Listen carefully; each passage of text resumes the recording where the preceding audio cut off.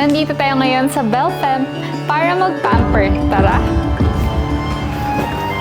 Lipocavitation plus RF para maging mas fit yung tummy natin. So parang may pinapagulong-gulong lang sa tummy.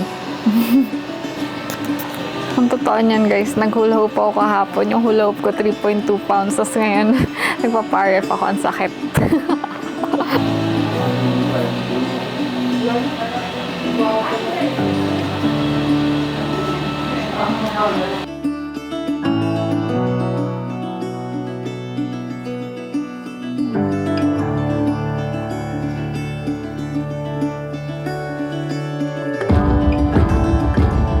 If you're looking for the perfect nail color, nandito lahat. Grabe, sobrang kapal ng kanilang nail polish catalog.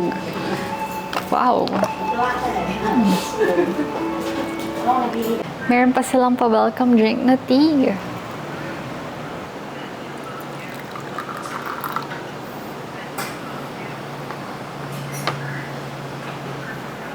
So, naka-soak na yung feet ko. Magpapa-pedicure tayo, guys. Sarap ng mainit na tubig sa paa. Ma'am, ano po yung mga mapapayo nyo katulad sa akin na dahil sa cutics naninilaw tsaka nasisira yung kuko ko? Ano po, ang papayo ko lang po sa inyo, huwag nyo pong patagalin yung cutics sa kuko nyo. Kunyari po, kung gusto nyo pong palitan na po yung kulay, kahit 2 weeks lang po, pwede na po na kayo na po ang magtanggal ng cutics sa daliri nyo po.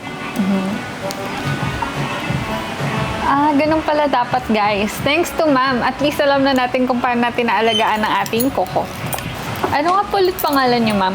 May po. Thank you, Miss Maymay.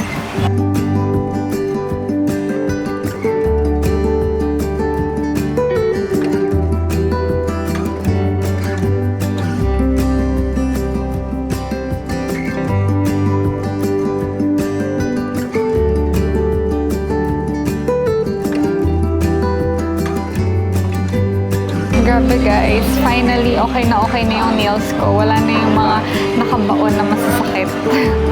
Healthy na siya ulit. So hindi muna ako nagpalagay ng cutics para healthy yung nails ko.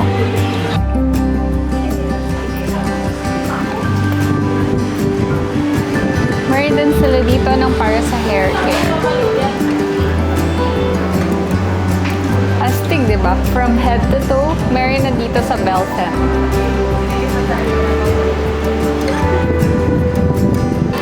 Bukod sa merong tambayan dito sa loob, meron din sa labas.